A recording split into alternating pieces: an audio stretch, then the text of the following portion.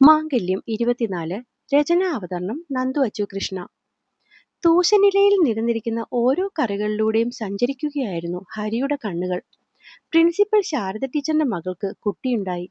കുഞ്ഞ് ജനിച്ചിട്ടിപ്പോൾ 2-3 മാസം കഴിഞ്ഞു. പക്ഷേങ്കിൽ ഇപ്പോൾ ആണതിന്റെ ചെലവ് നടത്തുന്നത്. കാരണം സ്കൂൾ അവധിക്കായിരുന്നു കുഞ്ഞ് ജനിച്ചത്. അതിന്റെ ചിലവ് ചോദിച്ചതിന് ടീച്ചർ സാറന്മാരെയും മറ്റുള്ള സ്റ്റാഫിനെയും ഒക്കെ കൂട്ടി അടുത്തുള്ള റെസ്റ്റോറന്റിൽ ഫുഡ് കഴിക്കാൻ വന്നതാണ്. ആവും വിധമൊക്കെ ഒഴിയാൻ നോക്കിയതാണ്. പക്ഷേ ടീച്ചറും ഒപ്പമുള്ള ജയൻ സാറും സമ്മതിക്കണ്ടേ? ഏകദേശം ഒരേ സമയം തന്നെയാണ് ഹരിയും ജയനും ജോയിൻ ചെയ്തത്. പക്ഷേ ഈ കുറഞ്ഞ സമയം കൊണ്ട് തന്നെ ജയൻ ടീച്ചർമാരുടെയും കുട്ടികൾക്കുമിടയിൽ സർവ്വതൽപരനായി മാറിക്കഴിഞ്ഞു. അതേസമയം ഇപ്പോഴും ഒപ്പം ജോലി ചെയ്യുന്ന ടീച്ചർമാരോട് എന്തെങ്കിലും ഒന്ന് പറയാൻ ഹരിക്ക് നല്ല പാടാണ്. അതുകൊണ്ട് തന്നെ ഹരിസാറിന് ഇതിങ്ങനെ ആരുമായും സൗഹൃദമായിട്ടില്ല. പക്ഷേങ്കിൽ അതിനവനെ സമ്മതിക്കാത്ത വിധം ജയൻ അവന്റെ എല്ലാ കാര്യങ്ങളിലും ഇടിച്ചു കയറി ഓരോന്നൊക്കെ പറയുകയും ചോദിക്കുകയും ചെയ്യും. അവന്റെ ഈ ഓവർ സ്മാർട്ട്നെസ് ഹരിക്ക് പലപ്പോഴും ദേഷ്യമുണ്ടാക്കാറുണ്ടെങ്കിലും ആള് ശുദ്ധനാണെന്നറിയാവുന്നത് കൊണ്ട് തന്നെ ഹരി ഒക്കെയും സമ്മതിച്ചു കൊടുക്കുന്ന പോലെ അങ്ങ് പോവുകയാണ്. അങ്ങനെ ആർക്കും ശല്യമുണ്ടാക്കാതെ ഹരി ജോലിയിൽ മാത്രം ശ്രദ്ധിച്ചു പോകുന്ന സമയത്താണ് ടീച്ചറുടെ മോൾക്ക് കുട്ടിയുണ്ടായ വിവരം ജയൻ അറിയുന്നത്. പിന്നെ പറയണോ, കുഞ്ഞ് ജനിച്ചത് പറഞ്ഞില്ല, 28 കെട്ടിയത് പറഞ്ഞില്ല, തല മുട്ടയടിച്ചത് പറഞ്ഞില്ല, അവൻ നടന്നത് പറഞ്ഞില്ല, ഓടിയത് പറഞ്ഞില്ല. അങ്ങനെ കമിഴ്ന്നു പോലും വീഴാത്ത കുഞ്ഞിനെ അവനങ്ങ് എഞ്ചിനീയറിംഗ് ചേർക്കുന്ന പോലെ ഓരോന്നൊക്കെ പറഞ്ഞ് ശാരദ ടീച്ചറിനെ അങ്ങ് വട്ടം ചുറ്റി. ഒപ്പം കൂടാൻ ബാക്കി ടീച്ചേഴ്സും കൂടി ആയപ്പോൾ പിന്നെ പറയണോ. അങ്ങനെ അവസാനം എല്ലാവരുടെയും ശല്യം സഹിക്കാൻ വയ്യാതെ ടീച്ചർ കൊണ്ടുവന്ന് നടത്തുന്ന ചടങ്ങാണ് ഇപ്പോൾ കാണുന്നത്. ഉപ്പ് തൊട്ടു തുടങ്ങിയ കറികളിൽ എല്ലാം പെട്ടെന്നാണ് അവർ ഇടയിൽ നിരത്തിയത്. പല നിറത്തിലുള്ളത് ഒക്കെ കണ്ണിന് ആനന്ദമാകുന്ന കാഴ്ച. അങ്ങനെ നോക്കിയിരിക്കെ അവന്റെ കണ്ണിലേക്ക് അവിയൽ ഉടക്കി. ഒറ്റ നിമിഷം കൊണ്ട് അവന്റെ മനസ്സിലേക്ക് വന്നത് നീല ഡവറയും അതിനുള്ളിൽ പാതി കണ്ട അവിയലുമാണ്. അത് നാവിൽ വെച്ചപ്പോൾ കിട്ടിയ രുചി. ഒരു നിമിഷം കണ്ണടച്ചത് ഓർത്തുകൊണ്ട് അവൻ ഇലയിലെ അവിയൽ എടുത്ത് നാവിലേക്ക് വെച്ചു. താൻ രുചിച്ച ഇതല്ല, അതിന് ആ മണവും സ്വാദുമല്ല. പെട്ടെന്ന് അവന്റെ മുഖം മങ്ങി. ഒപ്പമുള്ള എല്ലാവരും പരസ്പരം ഓരോന്നൊക്കെ പറഞ്ഞ് ചിരിച്ചപ്പോൾ ഹരിക്ക് മാത്രം എന്തോ ആരോടും ഒന്നും പറയാനില്ലായിരുന്നു. എന്റെ പൊന്ന് ഹരി, നിന്റെ പാത്രത്തിലെ ഓരോന്നും എടുത്തോണ്ട് പോകില്ല. നീ ഈ ശോഭ ടീച്ചർ ചോദിച്ചതിന് മറുപടി പറ. തോളിൽ തട്ടി ജയൻ പറയുമ്പോഴാണ് അവൻ പെട്ടെന്ന് കറികളിൽ നിന്നും കണ്ണുമാറ്റി അവരെ നോക്കിയത്. എന്താ? എല്ലാവരും ചിരിച്ചുകൊണ്ട് അവനെ നോക്കുന്നത് കണ്ടതിന്റെ ഒരു പരിഭ്രമത്തിൽ അവൻ കയറി ചോദിച്ചു. അല്ല, നിനക്ക് ഏറ്റവും കൂടുതൽ ഇഷ്ടം അവിയലാണോ എന്ന് ചോദിച്ചതാ ശോഭ ടീച്ചർ. ജയൻ ആവർത്തിച്ചതും ഹരി ഒന്ന് പുഞ്ചിരിച്ചു. എന്ത് ചോദിച്ചാലും ഹരി സാറിന് ഈ ചിരി മാത്രമേ ഉള്ളൂ. മറുപടി പറയാതെ രക്ഷപ്പെടാനുള്ള മാർഗമാണോ സാറേ ഇത്? ഇത്തവണ ശോഭ ടീച്ചർ നേരിട്ടങ്ങ് ചോദിച്ചു. അങ്ങനെയൊന്നുമില്ല ടീച്ചറെ, എനിക്ക് അങ്ങനെ ഇന്ന കറികളൊന്നുമില്ല. നാവിൽ രുചിയോട് കിട്ടുന്ന എന്തും ഇഷ്ടമാണ്. മനസ്സിലുള്ള ഇഷ്ടങ്ങൾ അവരുമായി പങ്കുവെക്കാൻ എന്തോ അവന് തോന്നിയില്ല. പുഞ്ചിരിയോടെ അത്രയും പറഞ്ഞതും എല്ലാവരും കണ്ണുമിഴിച്ച് നോക്കുന്ന കണ്ടു. ഹരിയുടെ സംശയം പോലെ 3-4 വരകൾ നെറ്റിയിൽ വീണു. നീ ഇങ്ങനെ കൂർപ്പിച്ച് നോക്കുകയൊന്നും വേണ്ട. ഒറ്റയടിക്ക് നീ ഇത്രയുമൊക്കെ ഒരുമിച്ച് പറയുന്നത് കേട്ടതിന്റെ ഞെട്ടൽ ഇരിക്കുക എല്ലാവരും.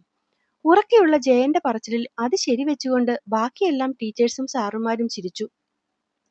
എന്നാലും നീ എങ്ങനെയാടാ ഹരി ഇങ്ങനെ മിണ്ടാതെ നടക്കുന്നത്? എനിക്കൊക്കെ ഒരു 5 മിനിറ്റിനപ്പുറം മിണ്ടാതിരുന്നാൽ ശ്വാസം മുട്ടും. അല്ല, നീ ഞങ്ങളോട് മാത്രമാണോ ഇങ്ങനെ, അതോ എല്ലാവരോടും ഇങ്ങനെയാണോ?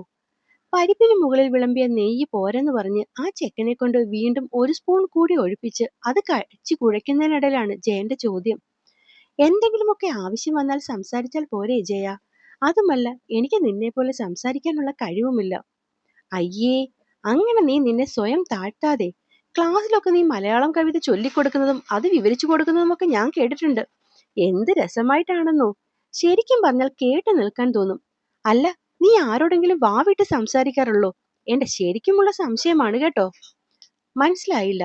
എടാ, നീ ദേഷ്യപ്പെട്ട ആരോടെങ്കിലും വഴക്കിന് പോയിട്ടുണ്ടോന്ന്? അല്ല, നീ അങ്ങനൊന്നും ചെയ്യില്ലെന്നറിയാം. കാരണം ദേഷ്യം വരുമ്പോൾ നമുക്ക് വാതോരാതെ സംസാരിക്കേണ്ടി വരുമല്ലോ. അങ്ങനെ എപ്പോഴെങ്കിലും സംസാരിച്ചിട്ടുണ്ടോന്ന്? ജയൻ അത് ചോദിച്ചതുമല്ല, ഒറ്റ നിമിഷം കൊണ്ട് ഹരിയുടെ നെറുകയിൽ കയറി. പെട്ടെന്ന് അവന്റെ ചുമ കണ്ടതും എല്ലാവരും അവനെ നോക്കുന്ന നേരത്ത് ജയൻ അവന്റെ നെറുകയിൽ തട്ടി വെള്ളം കുടിപ്പിച്ചു. കണ്ണൊക്കെ നിറഞ്ഞല്ലോ. ഇത്രയും പെട്ടെന്ന് നെറുകയിൽ കയറാൻ വേണ്ടി ഞാൻ അത്ര ഭീകരമായ ചോദ്യം വല്ലതുമാണോ നിന്നോട് ചോദിച്ചത്? ഇത്തവണ സംശയമെല്ലാം ജയന്റെ കണ്ണുകളിലായിരുന്നു. ഹരി ഒന്നും മിണ്ടാതെ ഇല്ലെന്ന രീതിയിൽ തലയാട്ടി ചോറിലേക്ക് നോക്കി. അങ്ങനെ ഹരി സാർ നുണ പറയണ്ട. ആരോടോ തല്ലോ വഴക്കോ ഉണ്ടാക്കാൻ പോയിട്ടുണ്ട് അല്ലേ? കളിയാക്കലോടെയുള്ള ആ ചോദ്യത്തിൽ അത്രയും ഒരുവളുടെ മുഖം മനസ്സിനെ വന്ന് അസ്വസ്ഥപ്പെടുത്തുന്നതറിഞ്ഞ് ഹരി ഊണ് പാതിയിൽ നിർത്തി എഴുന്നേറ്റു. എന്നിട്ട് എന്നിട്ടെന്താ? ഞാൻ ശരിക്കും വിചാരിച്ചു എന്നെ പിടിച്ചൂന്ന്. ഗ്ലാസ് അല്പം മുകളിലേക്കുയർത്തി രണ്ടിറക്ക് വെള്ളം കുടിച്ചുകൊണ്ട് മണിക്കുട്ടി സീതയെ നോക്കി. കൈമൾ മാഷിന്റെ വീട്ടിൽ പോയപ്പോൾ ഹരിയെ കണ്ട കാര്യങ്ങൾ പറയുകയായിരുന്നു അവൾ. എനിക്കറിയാൻ വയ്യാത്തത് കൊണ്ട് ചോദിക്കുക. ആൾക്ക് ഒന്നേന്ന രീതിയിൽ ശ്രീധരേട്ടനും അവന്റെ അച്ഛനും ആൽബിനും ഒക്കെ അവനോട് സത്യങ്ങൾ പറഞ്ഞതാണ്. പിന്നെയും ഈ ചെറുക്കനെന്താ നിന്നെ കാണുമ്പോൾ ഇത്രയും വാശിയെന്നാ? ആലോചനയോടെ പറയുന്നവരെ മണിക്കുട്ടി തിരിഞ്ഞു നോക്കി. കാരണം താനും ഏറെക്കുറെ ആലോചിക്കുന്നത് ഇത് തന്നെയാണല്ലോ. ചിലർക്ക് ചിലരോട് ആദ്യമേ ഒരു ഇഷ്ടക്കേട് തോന്നിയാൽ പിന്നെ ഇഷ്ടമില്ലാത്ത അച്ചി തൊട്ടതെല്ലാം കുറ്റം പോലെയാകും. എനിക്ക് തോന്നുന്നു ഇവിടെ ഈ ചെക്കന്റെ കാര്യത്തിലും അങ്ങനെ എന്തോ പറ്റിയെന്നാ.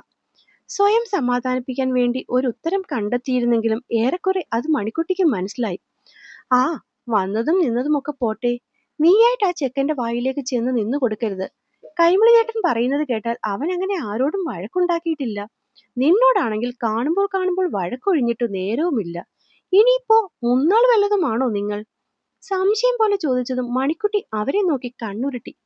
എടി പെണ്ണെ, നീ ഇങ്ങനെ കണ്ണുരുട്ടി പേടിപ്പിക്കുകയൊന്നും വേണ്ട. ഇതൊക്കെ സത്യങ്ങൾ തന്നെയാ. അല്ലേ പിന്നെ ഇങ്ങനെയുമുണ്ടോ? അവര് തല ഒന്ന് വെട്ടിച്ചു.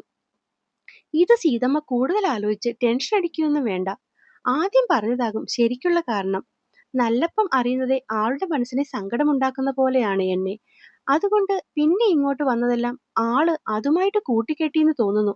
ജീവിതകാലം മുഴുവനും ഇങ്ങനെ ആവാതിരുന്നാൽ മതിയായിരുന്നു. നിങ്ങളെപ്പോലൊക്കെ സ്നേഹത്തോടെ നോക്കുകയോ സംസാരിക്കുകയോ ഒന്നും വേണ്ട. പക്ഷേ മുഖാമുഖം കാണുമ്പോൾ ഇത്രയും വെറുപ്പോടെ എന്നെ നോക്കാതിരുന്നാൽ മതിയായിരുന്നു.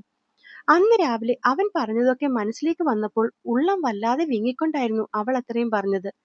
ശേ, അപ്പോഴേക്കും കണ്ണു നിറച്ചോ പെണ്ണെ നീ? നിനക്കുണ്ടല്ലോ. വഴക്കും പറഞ്ഞ് നേരിയതിന്റെ തുമ്പുകൊണ്ട് അവളുടെ ഇരു കണ്ണുകളും തുടച്ചെടുത്ത് ചേർത്ത് നിർത്തി സീത. നമ്മുടെയൊക്കെ ജീവിതത്തിൽ ഓരോ നിമിഷവും സംഭവിച്ചിരിക്കുന്നത് മുന്നേ എഴുതി വച്ചിരിക്കുന്ന പോലെയാണ് കുഞ്ഞെ.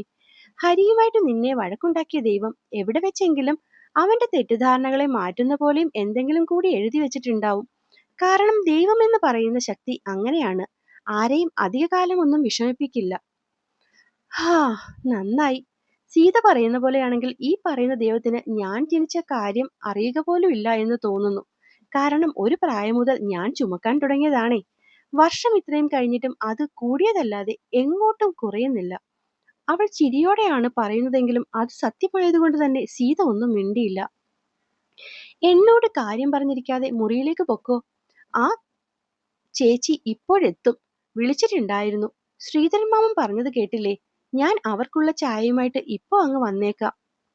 എടി മണിക്കുട്ടി, ഇതിപ്പോ ഒരാഴ്ചയായില്ലേ. നമുക്കിത് നിർത്താമെന്ന് നീ നിന്റെ മാമനോട് പറ. പിന്നിലേക്ക് കൈ എത്തിച്ച് നടുവിൽ തൊട്ടുകൊണ്ട് അമ്മ പറഞ്ഞു. അയ്യോ, അതൊന്നും ബാധിക്കിടാൻ പാടില്ല. 11 ദിവസത്തെ കണക്ക് പറഞ്ഞു വന്ന ആളെ 7 പറഞ്ഞു വിടാൻ പറ്റുമോ? അല്ലെങ്കിൽ തന്നെ തുടങ്ങിയ കാര്യം പൂർത്തിയാക്കാതെ മരുന്ന് പാതിക്കിട്ടാല് ഫലമുണ്ടാകില്ല സീതമ്മേ. അവള് പറയവേ കാണുന്നത് പിണങ്ങിപ്പോകുന്ന സീതമ്മയാണ്. ഇങ്ങനെ ഒരു അമ്മ. മനസ്സ് നിറയുന്ന സ്നേഹത്തോടെ അവൾ ചായയുമായി പിന്നാലെ പോയി. ഹരി, ഹരി, ഡാ. എന്തു വാച്ച, എന്തിനാ ഈ നിലവിളിക്കുന്നേ? അടുക്കളയിലേക്ക് ഓടിക്കേറി വന്നവൻ ചുറ്റുമൊന്ന് നോക്കിക്കൊണ്ട് ചോദിച്ചു. നീ എന്ത് ചെയ്യുവാ? അത് പിന്നെ സ്കൂളിലേക്ക് കുറച്ച് നോട്ട്സ് എഴുതാനുണ്ട്. എന്താ? എന്താന്നോ? എടാ, ഒന്നിടവിട്ട ദിവസങ്ങളിൽ മാറി മാറി ജോലി എടുത്തോളാം എന്ന് കരാർ ഉടമ്പടി ഒപ്പിട്ടവരാണ് നമ്മൾ രണ്ടും. എന്നിട്ട് നീ ഇപ്പോൾ എന്തുവാ ചെയ്യുന്നേ? എന്നും രാത്രി വന്നിട്ട് സ്കൂളിലേക്ക് അതുണ്ട് ഇതുണ്ട് തേങ്ങ മാങ്ങ എന്നൊക്കെ പറഞ്ഞ് ഒരാഴ്ചയായി ഈ പരിസരത്ത് കയറിയിട്ട്. എനിക്ക് വയ്യ ഇന്ന് പണിയെടുക്കാൻ. അതുകൊണ്ട് രാത്രിയിൽ എന്തെങ്കിലും കഴിക്കണമെങ്കിൽ നീ തന്നെ ഉണ്ടാക്ക്. പറയുന്നതിന്റെ ഒപ്പം തന്നെ അവനെ ദേഷ്യത്തോടെ ഒന്ന് നോക്കിക്കൊണ്ട് കൈമള് പുറത്തേക്ക് ഇറങ്ങിപ്പോയി. അച്ഛാ, എനിക്ക് ജോലിയുണ്ട്. ദേഷ്യപ്പെട്ടു പോകുന്ന ആളുടെ പിന്നാലെ ചെന്ന് ഹരി പറഞ്ഞതും രൂക്ഷമായ ഒരു നോട്ടമാണ് കിട്ടിയത്. ജോലിയുണ്ടെങ്കിൽ അത് ചെയ്തിട്ട് വന്ന് അടുക്കളയിൽ കയറിയാൽ മതി. എന്തായാലും ഇന്ന് എന്നെ കൊണ്ട് ഒരു പണിയും നടക്കില്ല. അഥവാ ജോലി ചെയ്യാൻ വയ്യെങ്കിൽ രാത്രിയിൽ അകത്തുനിന്ന് പുറത്തുനിന്ന് എന്തെങ്കിലും വാങ്ങിച്ചോണ്ട് വാ. ഈ 2 വളവ് തിരിഞ്ഞ് മെയിൻ റോഡിലോട്ട് കയറിയാൽ തട്ടുകടയുണ്ട്. നല്ല ഫുഡും. പറയുന്നതിനൊപ്പം സോഫയിലിരുന്ന പൂവിനെ എടുത്ത് മടിയിൽ വെച്ച അയാൾ TV വെച്ചതും അവന് മനസ്സിലായി ആള് ശരിക്കും പിണങ്ങിയിട്ടാണെന്ന്. കാര്യം വേറൊന്നുമല്ല, അച്ഛന് ഷുഗറുണ്ട്. വൈകുന്നേരം വരുമ്പോൾ കാണുന്നത് അപ്പുറത്തെ ഏതോ വീട്ടിൽ നിന്ന് കൊണ്ടുവന്ന പായസം കുടിക്കുന്ന അച്ഛനെയാണ്. വഴക്ക് പറഞ്ഞുപോയി. അപ്പൊ തുടങ്ങിയ ദേഷ്യമാ. അവൻ മുറിയിലേക്ക് പോയി ചെയ്യേണ്ടതൊക്കെ പെട്ടെന്ന് ചെയ്തു തീർത്ത് പുറത്തേക്ക് ഇറങ്ങുമ്പോൾ കാണുന്നത് മോൾക്കൊപ്പം ഇരുന്ന് കാർട്ടൂൺ കണ്ടു ചിരിക്കുന്ന അച്ഛനെയാണ്.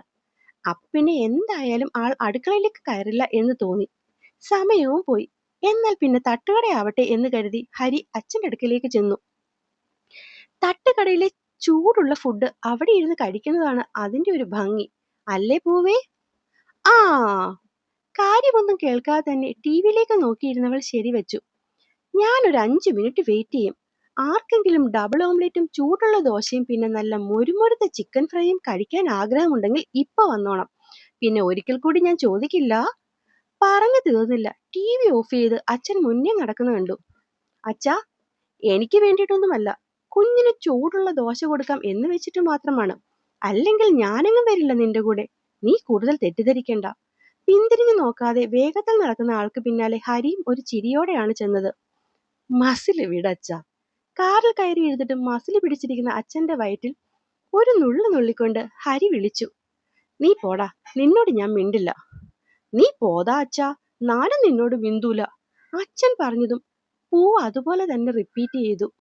കാർ അങ്ങോട്ടെടുത്ത് ഒരിത്തിരി ആയില്ല, അപ്പോഴാണ് അച്ഛൻ തോളിൽ പിടിച്ചത്. എന്താ അച്ഛാ? അച്ഛൻ നിർത്താൻ പറഞ്ഞതാണെന്ന് മനസ്സിലാക്കി അവൻ പെട്ടെന്ന് ബ്രേക്ക് ഇട്ടുകൊണ്ട് ചോദിച്ചു. എടാ, എന്തായാലും പുറത്തു പോവുകയല്ലേ, നമുക്ക് ശ്രീധരനെ കൂടി വിളിച്ചാലോ? എന്തിന്? അവനൊക്കെ കഴിച്ചിട്ട് കിടന്നു കാണും. ഒന്ന് പോടാ, അവനൊന്നും കിടന്നു കാണില്ല. ഇനിയിപ്പൊ കഴിച്ചിട്ടുണ്ടെങ്കിൽ പോലും തട്ടുകടയിൽ പോകാമെന്ന് പറഞ്ഞാൽ ഏത് മലയാളിയാണ് വേണ്ടാന്ന് പറയുക? അച്ഛന്റെ സന്തോഷം നോക്കിയിരിക്കെ അദ്ദേഹം ഭയങ്കര ആവേശത്തിലാണെന്ന് തോന്നിയവന്. അവനും ചിരി വന്നു. അച്ഛൻ വിളിച്ചു നോക്ക്, വരുന്നെങ്കിൽ കൊണ്ടുപോകാൻ എനിക്കെന്താ പാട്? ചിരിച്ചുകൊണ്ട് സ്റ്റിയറിംഗിൽ താളമിട്ടവൻ പറഞ്ഞു. എങ്കിൽ നീ കാർ അവിടെ വീടിന് മുന്നിലിട്. പറയുന്നതിനൊപ്പം തന്നെ അയാൾ ശ്രീധരന്റെ നമ്പർ ഡയൽ ചെയ്ത് ചെവിയിലേക്ക് വെക്കുകയും ചെയ്തു. രാത്രിയിൽ ചെന്ന കോളിൽ ശ്രീധരൻ മാമൻ പേടിച്ചു എന്നുള്ളത് ആദ്യത്തെ 1-2 സംഭാഷണങ്ങൾ കേട്ടപ്പോൾ തോന്നി. പക്ഷെ അച്ഛൻ അങ്ങോട്ട് പറയാനിരുന്ന പോലെ പുള്ളി ഇങ്ങോട്ട് കയറി വരാമെന്നേറ്റു. ഞാൻ പറഞ്ഞില്ലേടാ. ഇത്തിരി അഹങ്കാരത്തോടെയുള്ള അച്ഛന്റെ പറച്ചിൽ തീർന്നില്ല, അപ്പോഴേക്കും അശരീരി എത്തി. ഞാൻ പറഞ്ഞില്ലേടാ. എടി തോന്നിവാസി, നീ കൂടുതൽ എന്റെ അപ്പൻചമ്മയല്ലേ? കളിയായി പെണ്ണിന്റെ കവളിൽ പിടിച്ചു വലിച്ച് അച്ഛന്റെ മടിയിലിരിക്കുന്ന കുഞ്ഞിനെ അവനും എടുത്തു മടിയിൽ വെച്ചു. ഒപ്പം അവളെ ഇക്കിളിയാക്കുന്ന പോലെ മുഖത്തും കഴുത്തിലും വയറിലുമൊക്കെ അവന്റെ വിരലുകൾ ചലിച്ചപ്പോൾ കുഞ്ഞ് കക്കട്ടം കെട്ടി ഉറക്കെ ചിരിക്കാൻ തുടങ്ങി. ആ ഒരു ബഹളത്തിലേക്കാ ശ്രീധരൻ എത്തുന്നത്. ആഹാ, അച്ഛനും മോളും തമ്മിൽ വലിയ കളിയാണല്ലോ. ആ മാമേ, ഈ കുഞ്ഞി പെണ്ണിന് വന്നു എന്നോട് ഒരു പേടിയുമില്ല. പറയുന്നതിനൊപ്പം തന്നെ അവളുടെ കുംഭയിൽ അവൻ മൂക്കുകൊണ്ട് ഉരസി. പറയുന്ന കേട്ടിടത്തൊന്നും ഇവനിവന്റെ അച്ഛനെ നല്ല പേടിയുണ്ടെന്ന്. അതിപ്പോ മത്തം കുത്തിയിട്ട് കുമ്പളം മുളയ്ക്കണമെന്ന് വാശി പിടിക്കാൻ പാടുണ്ടോ? പുറത്തേക്ക് തലയുമിട്ട് തന്നെ പുച്ഛിക്കുന്ന ആളെ കണ്ടതും കുഞ്ഞിനെ ഇക്കിളിയിടുന്നത് നിർത്തി ഹരി അച്ഛനെ ഒന്ന് നോക്കി. നീ കൂടുതൽ നോക്കുവൊന്നും വേണ്ട, ഞാൻ സത്യമാ പറഞ്ഞേ. മകന്റെ സൈഡിലോട്ട് പോലും നോക്കാതെയുള്ള കൈമൾ മാഷിന്റെ സംസാരം കേട്ടതും സീതയാണ് ഇപ്രാവശ്യം ഉറക്കെ ചിരിച്ചത്. അതിന് മറുപടി എന്തോ പറയാൻ വന്നവൻ പെട്ടെന്ന് പുറത്ത് ആൾക്കാരൊക്കെ നിൽക്കുന്നത് കണ്ട് അത് മറച്ചു പിടിച്ചു. പക്ഷെ അവന്റെ മുഖഭാവത്തിൽ നിന്ന് പലതും കൈമൾ മാഷിന്റെ മനസ്സിലുണ്ടായിരുന്നെങ്കിലും അദ്ദേഹം അതങ്ങോട്ട് ശ്രദ്ധിക്കാൻ പോയില്ല. എല്ലാരും വാ, വേം പോന്തേ, ചിക്കൻ ഫ്രൈ തീരും, വാ. കുഞ്ഞിപ്പെണ്ണ് ബഹളം വെക്കാൻ തുടങ്ങിയപ്പോഴാണ് വന്നവരാരും അകത്ത് കയറാതെ മോളുടെ കളിയും കണ്ട് നിൽക്കുകയാണല്ലോ എന്ന് ഹരിയും ശ്രദ്ധിക്കുന്നത്. നിങ്ങളെന്താ കേറാൻ നിൽക്കുന്നത്? കേറൂ. എന്റെ മോനെ, ഞങ്ങൾ കേറാൻ റെഡിയാ. ദേ ഇവള് കേറണ്ടേ, വരുന്നില്ല എന്ന് പറഞ്ഞ് ഒറ്റ കാലിൽ നിൽക്കുക. അടുത്തു നിൽക്കുന്ന ആളെ ചൂണ്ടി ശ്രീധരൻ പറയുമ്പോഴാണ് ഹരി കാറിൽ നിന്നും തല പുറത്തേക്കിട്ട് നോക്കുന്നത്. ശ്രീധരനും സീതയും മാത്രം കണ്ടവൻ സംശയത്തോടെ കണ്ണു ചുരുക്കിയതും കാണുന്നത് അവർക്ക് പിന്നിൽ ഷോളും കൊണ്ടാകെ പുതച്ചു മൂടി നിൽക്കുന്ന ഒരു രൂപത്തെയാണ്. കാര്യം മനസ്സിലാകാതെയുള്ള നോട്ടത്തിൽ ഇരുളിൽ നിന്ന് അവൾ മെല്ലെ വെളിച്ചത്തിലേക്ക് വരുമ്പോഴാണ് ഹരി ആ മുഖം കാണുന്നത്. ആഹാ, മോളിന്ന് പോയില്ലായിരുന്നോ? അതുവരെ തല കുമ്പിട്ടിരുന്നവൾ ആ ചോദ്യം കേട്ട് തല ഉയർത്തിയതും അവന്റെ കണ്ണിലെ ഞെട്ടൽ അവൾ കൃത്യമായി കണ്ടു. അതുവരെ ഉണ്ടായിരുന്ന വല്ലായ്മ 10 മടങ്ങ് കൂടിയ പോലെ പെണ്ണ് പിന്നെയും മുഖം താഴ്ത്തി. അപ്പോഴേക്കും ഹരിയും ഏറെക്കുറെ അസ്വസ്ഥനാവാൻ തുടങ്ങിയിരുന്നു. അവളുടെ സാന്നിധ്യം തന്നിൽ എപ്പോഴും ഉണ്ടാക്കുന്ന വിമ്മിഷ്ടം കൂടാൻ തുടങ്ങിയെന്ന് തോന്നിയതും അവൻ പെട്ടെന്ന് മുഖം തിരിച്ച് മുന്നിലേക്ക് മാത്രം നോട്ടമാക്കി. അതൂടെ കണ്ടതും ആകെ ഒരു ക്ഷീണം ബാധിച്ച പോലെ അവളുടെ ഉള്ളം കൈ തണുത്തു തുടങ്ങി. അതൊന്നും പറയാതിരിക്കേടോ കൈമളെ ഭേദം. പറയുന്നതിനൊപ്പം തന്നെ കൈമളി മാഷിന്റെ സൈഡിൽ ഡോർ തുറന്ന് അദ്ദേഹം അകത്തോട്ട് കയറി. ഞാനില്ല അമ്മേ, നിങ്ങൾ പോയിട്ട് വാ, ഞാൻ ഇവിടെ ഇരുന്നോളാം. അവള് മെല്ലെയാണ് പറഞ്ഞതെങ്കിലും ഹരി അത് കേൾക്കുന്നുണ്ടായിരുന്നു. ദേ മണിക്കുട്ടി, ഞാൻ പറഞ്ഞു പോവുകയാണെങ്കിൽ ഒരുമിച്ച്, അല്ലെങ്കിൽ ഒരു കാര്യം, ഞാനും തിരിച്ചു വരാം. അല്ലാതെ നിന്നെ ഈ വീട്ടിൽ ഒറ്റയ്ക്കിരുത്തിയിട്ട് ഞങ്ങൾ എവിടെയും പോകുന്നില്ല.